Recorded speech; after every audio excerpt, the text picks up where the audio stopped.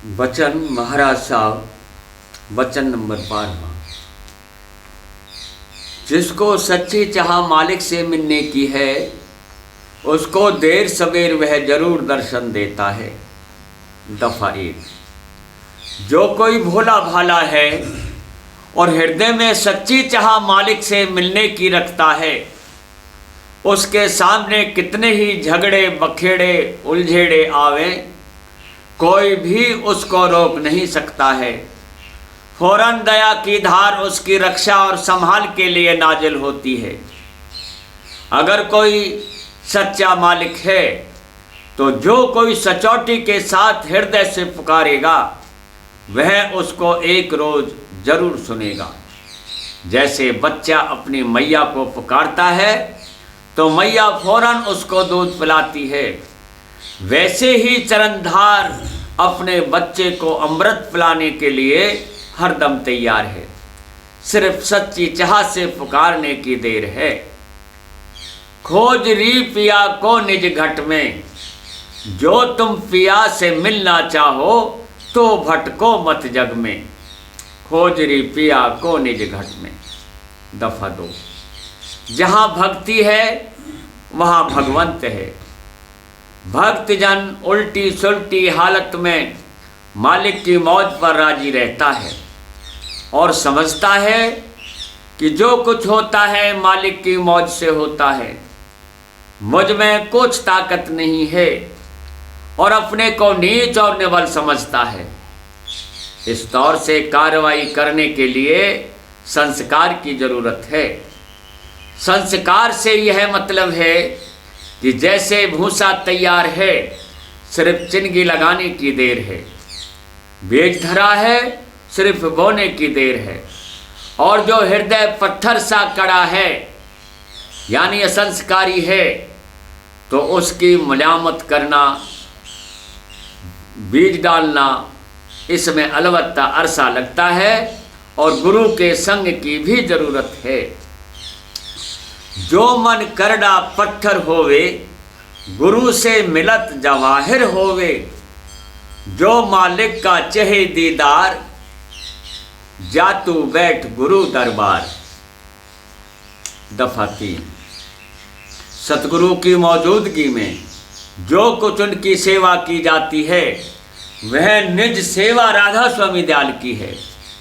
और जब देह स्वरूप में सतगुरु न मिलें, तब उनके साधु और प्रेमी जनों की सेवा करना, यह भी राधा स्वामी दयाल की सेवा में दाखिल है। दफा 4। सतगुरु के गुप्त होने में भी फायदा है, क्योंकि प्रेमी जन आपस में मिलकर नए नए नुक्ते निर्णय करते हैं और प्रेमी जन के संग से प्रेम भी पैदा होता है। जब तन मन धन अर्पण करेंगे, तब मालिक का दर्शन होगा।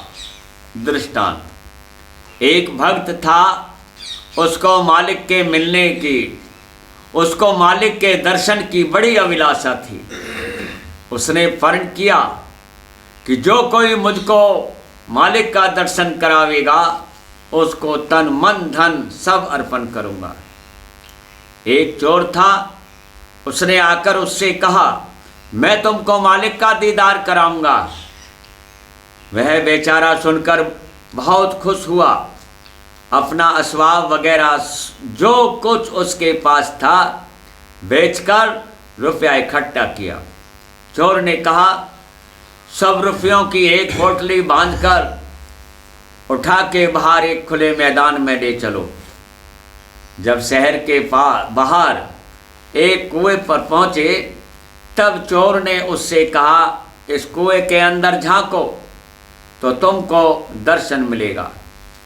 भक्तजन बड़ी खुशी और उमंग के साथ कुएं में झांकने लगा, तो चोर ने धक्का देकर उसको गिरा दिया। पर मालिक की दया ऐसी हुई कि झटका लगने से उसकी सूरत खिंच गई और अंतर में दर्शन मिला।